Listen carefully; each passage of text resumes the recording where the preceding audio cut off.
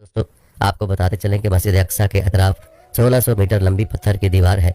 उसके अंदर 9 दरवाजे हैं, जो नंबर 1 बाब रहमत, नंबर 2 बाब हिता, नंबर 3 बाब फैसल, नंबर 4 बाब गवागा, नंबर 5 बाब नाजुर, नंबर 6 बाब हदीद, नंबर 7 बाब कजानबीन, नंबर 8 बाब सिलसिला, नंबर 9 बाब मुकारबा के नाम से मासूम है।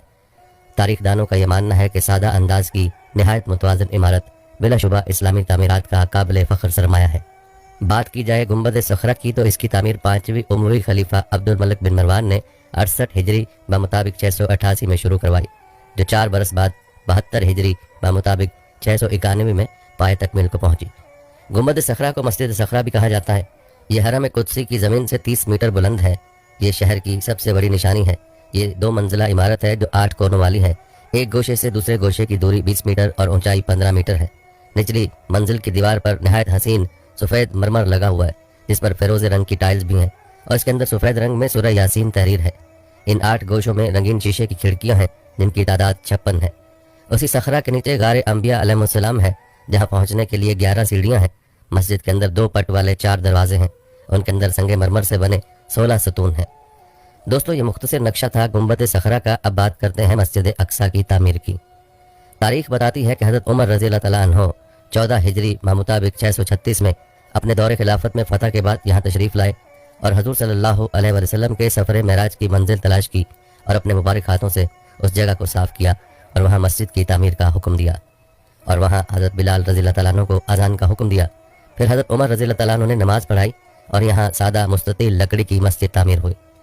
अलबत्ता मस्जिद सखरा यानी गुंबद सखरा की तामीर उसके बाद 72 हिजरी बमुताबिक 691 में उमवी खलीफा अब्दुल मलिक बिन मरवान ने दोबारा उसकी तामीर का आगाज़ किया और तकमील उनके फर्जंद वलीद बिन अब्दुल मलिक के दौर में हुई, जिस पर वलीद के दौरे हुक्मरानी के 7 साल के महासिल यानी टैक्स की खतीर रकम इस तामीर पर सर्फ हुई। आपको बताते चलें कि मस्जिद अक्सा की लंबाई 80 मीटर और चौड़ाई 55 मीटर है और 23 मरमरी ऊंचे सतूनों और 49 चकोर छोटे सतूनों पर खड़ी ये इमारत 705 में मुकम्मल हुई। दरवाज़ों पर सोने और चांदी की चादरें चढ़ी हुई थीं। मस्जिद के 11 गेट हैं, जिनमें से 7 शुमाल में हैं। तारीख बताती है कि 5 बार इसकी तामीर हुई।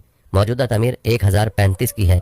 यरूशलेम शहर की यह सबसे बड़ी मस्जिद है, जिसमें बैक वक्त 50,000 मुसलमान नमाज पढ़ सकते हैं। प्यारे दोस्तों, तारीख के मुताबिक 15 जुलाई 1099 को बैतुल मुक़द्दस पर ईसाई हमला आवरों का कब्जा हुआ। हज़ार मुसलमान मर्दों, औरतों और बच्चों का कत्लेआम किया गया और मस्जिद को गिरजा में तब्दील कर दिया गया। बाद में उसके कई हिस्सों को रिहाइश गाहों के तौर पर इस्तेमाल किया गया। फिर 12 अक्टूबर 1187 को अजीम शान मौका आया जब मस्जिद अक्सा ईसाई काबजीन से वापस मिल गई। ये अजीम कामयाबी सुल्तान सलाहुद्दीन अयूबी के शहर फतह करने पर हासिल हुई। सुल्तान ने इमारात और मस्जिद में तब्दीलियों को ख़त्म किया। फिर मस्जिद अक्सा असली हालत पर लाई गई। मुसलमानों ने मुसलसल 1 हफ्ते तक पानी और अरके गुलाब से गुस्ल दिया। अजीम शान नादिर मिंबर सुल्तान सलाहुद्दीन गाजी ने हलब में तैयार करा के मस्जिद में नस्ब किया। 15 अगस्त 1967 बड़े कर्ब का दिन था, जब एक ऑस्ट्रेलवी यहूदी सैयाह माइकल रोहन ने इसराइली हुकूमत के एमा पर मस्जिद अक्सा में आग लगा दी। तकरीबन 4 घंटे तक यह आग भड़कती रही, जिससे जनूब मशरकी समत की छत शहीद हो गई और सुल्तान का वो नादिर यादगार मेंबर भी जलकर राख हो गया। सैयाह रोहन को गिरफ्तार करके मामूली सज़ा सुनाई गई। प्यारे दोस्तों, आपको बताते चलें कि मस्जिद सखरा और मस्जिद अक्सा के करीब कब्रिस्तान है, जिसकी बड़ी अहमियत है। मदीना मुनव्वरा के बाद यहाँ दफन किए जाने को तरजीह दिया गया है। इस कब्रिस्तान के दरवाज़ों को मुतनाज़ा कहकर बंद कर दिया गया है। यहूदियों का अकीदा है कि उन्हीं दरवाज़ों से मसीह अलैहिस्सलाम यरूशलेम में दाखिल होंगे। यहूदियों का अकीदा है कि अल्लाह ताला आखिरत में यहाँ दफन होने वालों को बख्श देगा, इसलिए भी ये कब्रिस्तान उनके लिए मुकद्दस है। उनका मानना है कि इसी कब्रिस्तान के करीब यरूशलेम में हज़रत ईसा अलैहिस्सलाम ने क़याम किया था। ईसाइयों की किताब अंजील के मुताबिक यहाँ कोह मोरिया पर हज़रत इब्राहीम अलैहिस्सलाम अल्लाह के उस इम्तिहान में कामयाब हुए थे। यहूदियों के मुताबिक ये उनकी अजीम इबादतगाह हैकल सुलेमानी का दूसरा नाम है। इसी तरह ईसाइयों के यहाँ भी कुछ मुकद्दस मकामात हैं। ईसाइयों के अकीदे के मुताबिक ईसा अलैहिस्सलाम को यहाँ सलीब पर चढ़ाया गया था। यहूदियों की किताब तलमूद के मुताबिक यही वो मकाम है जहाँ की मिट्टी से आदम अलैहिस्सलाम की तख्लीक की गई। यही वो मकाम है जहाँ से हज़रत आदम अलैहिस्सलाम ने अल्लाह ताला के लिए कुर्बानियाँ पेश की थीं। यहाँ मसीहा की आमद पर मुर्दों को बख्शा जाएगा। यहाँ टीले के ठीक नीचे मगरबी दीवार है, जिसको दीवार गिरिया कहा जाता है। यहूदियों का दावा है कि यह दीवार उनके कदीम इबादतगाह का बचा हुआ हिस्सा है, इसीलिए उनके लिए इबादत की सबसे मुकद्दस जगह है और आज भी यहूदी यहाँ इबादत के लिए जाते हैं। यहूदियों का दावा है कि यहाँ हैकल सुलेमानी था, जिसे 586 कबले मसीह बाबुल हुकूमत ने तबाह कर दिया था। बाज़ मौर्रिख कहते हैं यहाँ दूसरा इबादत खाना था, जिसे रूमी फौज ने 70 में तबाह कर दिया था। इस दीवार से लगकर यहूदी अपनी मुकद्दस इबादतगाह की तबाही के गम में गिरिया करते हैं, इसीलिए इस दीवार को दीवार गिरिया कहते हैं। दीवार गिरिया को अरबी में अल मबकी, अंग्रेजी में वेलिंग वॉल कहते हैं। प्यारे दोस्तों, आपको बताते चलें कि हरम के वस्त में एक चबूतरे पर एक मखरूती गुंबद कुबतुल सुखरा है। हरम के चारों तरफ हुजरे हैं। शुमाली दीवार के हुजरों में अरबी यूनिवर्सिटी थी। जनूबी समत मुख्तसर अजायब घर है जिसमें मुख्तलिफ नवादरात हैं। मगरबी दीवार से मुल्हिक एक हुजरे में शरीफ हुसैन, शरीफ मक्का और करीब में आज़ादी हिंद के मशहूर मुजाहिद मौलाना मोहम्मद अली जौहर मदफून है। इस मगरबी दीवार के बैरूनी हिस्से का नाम दीवार गिरिया है, जिसका तूल 60 फीट है। दीवार के निचले हिस्से में बादशाह हेरोड के ज़माने के बड़े बड़े पत्थर निहायत खूबसूरती से लगे हुए हैं। ऊपरी हिस्से पर रूमी तर्ज के बड़े बड़े पत्थर नस्ब हैं। दीवार पर जदीद तर्ज की नक्शो निगारी की गई है। इस दीवार की अहमियत यहूदियों की तारीख और दीनी निस्बत से है। ख़ास तौर पर यहूदी मर्द व ज़न मजहबी त्यौहारों के अलावा हर हफ्तावारी दीवार गिरिया की ज़ियारत करते हैं। हालांकि ये दीवार हरम की है और हरम की तामीर हज़रत उमर रज़ियल्लाहु तआला अन्हु के अहद में खुद मुसलमानों ने की थी। प्यारे दोस्तों, आपको बताते चलें कि बनी इसराइल के दलीलुल क़द्र नबी हज़रत मूसा अलैहिस्सलाम अपनी कौम को लेकर बरसों सहराए सीना में फिरते रहे। उस ज़माने में उन्होंने अपनी कौम के लिए एक खैमा इबादत के लिए नस्ब किया था। यह खैमा 45 फीट लंबा, 5 फीट चौड़ा और 15 फीट ऊंचा था। हज़रत जालूत के वक्त यह खैमा ऐसा ही रहा। उस ज़माने में यहूद उसकी तरफ रुख करके इबादत करते थे, गोया यह खैमा उनका क़िबला था। फिर 48 कबल मसीह में हज़रत दाऊद अलैहिस्सलाम ने खैमा इबादत को शहर बैतुल मुक़द्दस में कोहे सहीऊन में एक जगह मुस्तकिल तौर पर नस्ब कर दिया। उस जगह का नाम बैत एल यानी अल्लाह का घर पड़ गया। यहाँ अल्लाह ताला हज़रत दाऊद अलैहिस्सलाम से हम कलाम हुआ। तारीख के मुताबिक 988 कबल मसीह तूफ़ान नूह के 1048 साल बाद हज़रत दाऊद अलैहिस्सलाम के बेटे हज़रत सुलेमान अलैहिस्सलाम ने इस खैमा इबादत की जगह हैकल की मुस्तकिल इमारत बनवाई। हैकल की इमारत 20 साल में मुकम्मल हुई। तो रात के बयान के मुताबिक इस काम पर 70,000 बार बरदार, 80,000 संग तराश, 3,600 निगरान कार मुकर्रर किए गए थे। बताया जाता है कि हज़रत सुलेमान अलैहिस्सलाम के हैकल का तूल 60 हाथ, अर्ज 20 हाथ और बुलंदी 20 हाथ थी। प्यारे दोस्तों, तारीख बताती है कि हज़रत सुलेमान अलैहिस्सलाम के 415 साल बाद 500 साल कबल मसीह का वाक़या है। बाबुल के बादशाह बख्त नसर ने बैतुल मुक़द्दस पर हमला किया, शहर की ईंट से ईंट बजा दी, तबर्रुकात को लूट लिया और किताब मुक़द्दस को नजर आतिश कर दिया, हैकल को जलाकर राख का ढेर कर दिया। यूं बख्त नसर के हमले के बाद मूसा अलैहिस्सलाम की यादगार, दाऊद अलैहिस्सलाम की निशानी, हज़रत सुलेमान अलैहिस्सलाम की तामीर करदा इमारत सफ़ाए हस्ती से यकसर नाबूद हो गई। 70 साल बाद खुसरो ज़ुल्क़रनैन मारिस आज़म शाह ईरान बाबल पर फतहयाब हुआ। उसकी फतहबंदी से यहूदियों को आज़ादी नसीब हुई और हैकल की इमारत असर नो तामीर हुई। 98 साल बाद 681 कबल मसीह एक बार फिर उस घर पर तबाही छाई। अंताकिया के यूनानी बादशाह एनोटिनस ने शहर पर कब्जा कर लिया और हैकल को बुतकदे में तब्दील कर दिया। उस वक्त किताब मुक़द्दस का वाहिद नुस्खा भी नजर आतिश हो गया। अब यहूदी लावारिस दीन और दुनिया दोनों से महरूम हो गए। 312 शहनशाह रोम कुस्तुनतीन आज़म ने ईसाई मजहब कबूल किया। उसे बनी इसराइल को कुछ कुव्वत मिली, लेकिन ये दौर भी तादेर कायम न रहा। 300 साल बाद रोमतुल कुबरा की सतूत फिर पारा पारा हो गई। अर्ज़ मुक़द्दस पर शहनशाह ईरान का कब्जा हो गया। 7वीं सदी ईस्वी में ज़हुर इस्लाम हुआ। हज़रत उमर रज़ियल्लाहु तआला अन्हु के दौरे खिलाफत 14 हिजरी 636 में जंग के बगैर बैतुल मुक़द्दस मुसलमानों के कब्जे में आ गया। यूं हिजरत के 15वें साल हैकल की आखिरी तबाही के 569 साल बाद 636 में दुनिया की बेमिसाल फतह के जरिए मुसलमानों के कब्जे में आया। अस्कफ़ आज़म ने शहर की चाबियाँ खुद अमीरुल मोमिनीन को पेश की और जब नमाज का वक्त आया, हज़रत उमर रज़ियल्लाहु तआला अन्हु ने नमाज अदा करने के लिए जगह दरियाफ्त की। पादरियों ने हैकल की उजड़ी हुई जगह का निशान बताया जहाँ खंडर के सिवा कुछ न था। हज़रत उमर रज़ियल्लाहु तआला अन्हु ने वहाँ नमाज अदा की। उसी जगह हरम की 1,500 फीट लंबे और 1,000 फीट चौड़े अहाते का संगे बुनियाद रखा। उसके अंदर जैतून और सरुफ के दरख्त लगाए। एक हिस्से पर छत डाली गई। ये जगह नमाज के लिए मखसूस हो गई। ये मस्जिद सैयदना उमर रज़ियल्लाहु तआला अन्हु कहलाई और 1350 साल से मस्जिद उमर, हरम और उसकी तमाम मुतलका इमारत मुसलमानों के कब्जे में चली आ रही हैं। प्यारे दोस्तों, आपको बताते चलें कि जिस ज़माने में फ़लस्तीन पर बरतानिया का कब्जा और इक़्तिदार कायम हुआ था, उस वक्त यहूदियों ने इस दीवार पर अपना हक़ मलकियत कायम करने की कोशिश की। हालांकि ये दीवार हरम की है। तारीख के मुताबिक 1929 में यहूदियों ने अक़वाम मुत्तहिदा में दीवार गिरिया पर अपनी मलकियत का दावा किया तो आलमी इदारे ने एक कमीशन कायम किया।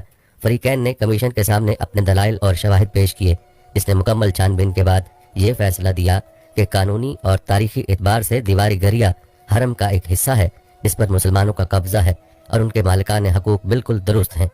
یہودیوں کو صرف اس قدر حق ہے کہ وہ اس کی زیارت کے لیے یہاں آ سکتے ہیں، لیکن بعد میں برطانیہ اور مغربی اقوام کی سازش سے فلسطین میں یہ المناک صورت پیدا ہوئی کہ 14-15 جولائی 1948 کی درمیانی رات اسرائیل کے قیام کا اعلان کیا گیا اور شہر بیت القدس کے کچھ حصے پر یہود کی اس نام نہاد حکومت کو قبضہ دے دیا گیا۔ پیارے دوستو، یہ دنیا کی تاریخ کی سب سے بڑی سازش ہے اور ایسی سازشوں کا سلسلہ مسلم امت کے خلاف اب بھی جاری ہے۔ اللہ پاک مسلمانوں کی حفاظت فرمائے، آمین۔ دوستو، یہود کی تمام شرارتوں اور سازشوں کے باوجود انتہائی رواداری کے جھوٹے ثبوت دیے جاتے رہے، حتیٰ کہ 1948 کی جنگ کے دوران بھی دیوار گریہ کی زیارت کے لیے زائرین کی خاطر عارضی جنگ بندی اور مکمل حفاظتی پہرے کے ساتھ یہود کے لیے وہاں زیارت و عبادات کے انتظامات کیے گئے۔ ہزاروں برس تک یہودی اللہ تعالیٰ کے قہر و غضب کا نشانہ بنتے رہے۔ ہر قوم انہیں ٹھوکریں مارتی رہی، جس ملک میں رہنے گئے وہاں سے ذلیل و خوار کر کے نکالے گئے۔ پھر بھی مسلمان رواداری کا ثبوت دیتے رہے۔ مسلمان باوجود اقتدار کے دیوار گریہ کی زیارت کی اجازت دیتے رہے، لیکن دوستو مارچ 1983 میں ایک دن اچانک چند سرفرے دہشت گردوں نے یہودیوں نے حرم شریف بیت المقدس پر زبردستی قبضے کی کوشش کی، تاہم اللہ تعالیٰ کے فضل سے یہود اس ناپاک سازش میں ناکام رہے۔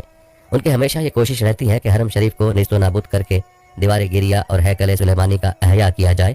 پیارے دوستو، فیصلہ کن جنگ کی تیاریوں کے غرض سے یہ منصوبہ اپنایا جا رہا ہے کہ مسلمانوں کے قبلہ اول کو نشانہ بنا کر سارے عالم اسلام کو برباد کر دیا جائے۔ اس کے لیے ساری دنیا کے ذہنوں سے مسجد اقصیٰ کے خاکوں کو مٹایا جا رہا ہے۔ غور فرمائیے، گنبد صخرہ یعنی زرد گنبد کو ہی مسجد اقصیٰ کے طور پر پیش کیا جا رہا ہے، اور مسلمانوں کی اچھی خاصی تعداد سنہرے گنبد والی مسجد کو ہی مسجد اقصیٰ سمجھ رہی ہے۔ یہودی سازش کا پہلو یہ ہے کہ جب یہودی اصل مسجد اقصیٰ کو شہید کر دیں گے تو عالم اسلام کا شدید رد عمل ناقابل برداشت رہے گا اور تمام اختلافات ختم کر کے عالم اسلام ایک ہو جائے گا۔ مسجد اقصیٰ کا نام لیا جائے گا اور سنہرے گنبد کو دکھایا جاتا رہے گا۔ دوستو، یاد رہے کہ عیسائیت اور یہودیت کے عظیم اور ناپاک اتحاد نے آخری اور فیصلہ کن جنگ کا آغاز کر دیا ہے۔ یہ حالات اس امت کے لیے کچھ نئے نہیں ہیں۔ قرب قیامت میں پیش آنے والے حالات پہلے ہی بتائے جا چکے ہیں۔ اس وقت کا المیہ یہ ہے کہ اب تنہا امت کو ان حالات کا مقابلہ کرنا پڑ رہا ہے۔ ماضی میں کٹھن حالات کا مقابلہ دینی حمیت رکھنے والوں کے ساتھ کچھ خاص یعنی حکمران بھی شامل رہے تھے۔ پیارے دوستو، یہ ستم ظریفی بھی ملاحظہ فرمائے کہ مئی 2007 کے اسرائیلی روزنامے کی اطلاع کے مطابق مسجد اقصیٰ کے صحن میں یہودیوں کا داخلہ ان کے مذہب کی روح سے حرام تھا، کیونکہ قدس الاقداس کی جگہ کون سی ہے معلوم نہیں۔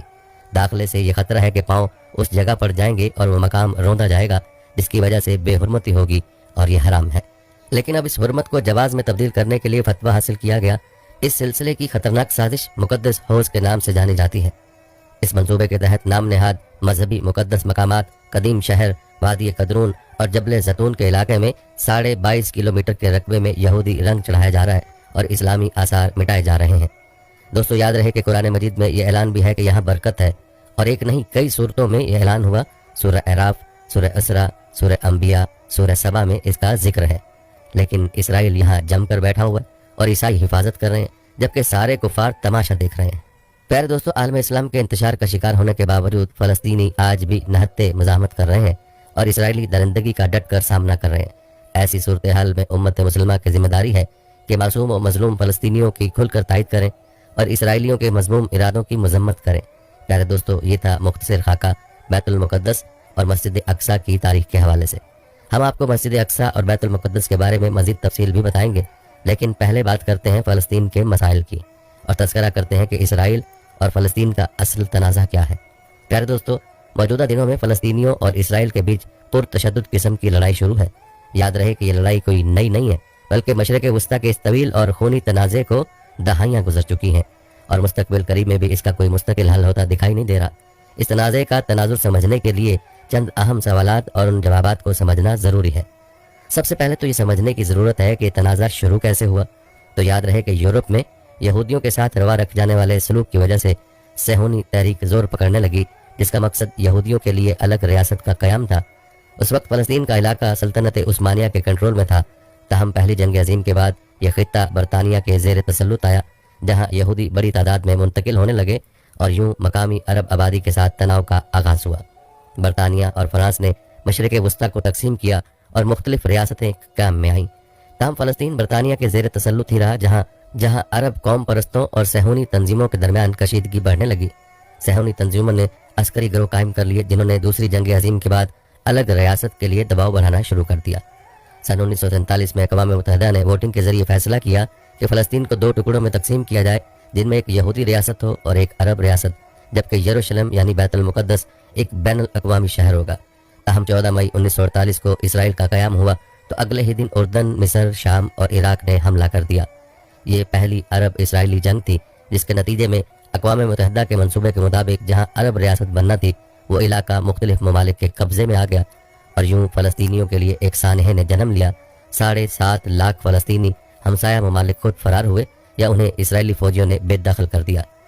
फिर 1967 को अरब इसराइल जंग ने इस तनाज़े को मज़ीद पेचीदा बना दिया, जब इसराइल ने अरब इत्तेहाद को शिकस्त देकर मिस्र से गजा की पट्टी, शाम से गोलान और उर्दन से मशरकी यरूशलेम समेत वेस्ट बैंक यानी गरब अर्दन छीन लिया। मिस्र को सिनाई से भी हाथ धोना पड़ा और 1973 में मिस्र और शाम ने इसराइल पर अपने इलाके छुड़ाने के लिए हमला किया, जिसे योम कपूर जंग कहा जाता है। 6 साल बाद इसराइल और मिस्र ने अमन का मुआहदा कर लिया और सिनाई मिस्र को वापस लौटा दिया गया। यूं उर्दन ने भी कुछ अरसे बाद इसराइल को तस्लीम करते हुए मिस्र की तकलीद की, अलबत्ता तनाज़ात हल ना हो सके और तनाज़ात बढ़ते ही चले गए। दोस्तों, अब ये भी समझने की ज़रूरत है कि फ़लस्तीन के 2 इलाके कौन से हैं। तो याद रहे कि इसराइल आज भी गुरब उर्दन पर काबिज़ है, ताहम उसने 2005 में गजा की पट्टी से फौजें निकाल ली थी। अक़वाम मुत्तहिदा आज भी इस इलाके को मकबूजा मानता है। इसराइल पूरे बैतुल मुक़द्दस को अपना दारुल खिलाफा मानता है, जबकि फ़लस्तीनी मशरकी बैतुल मुक़द्दस को मुस्तक़बिल की फ़लस्तीनी रियासत का दारुल हुकूमत मानते हैं।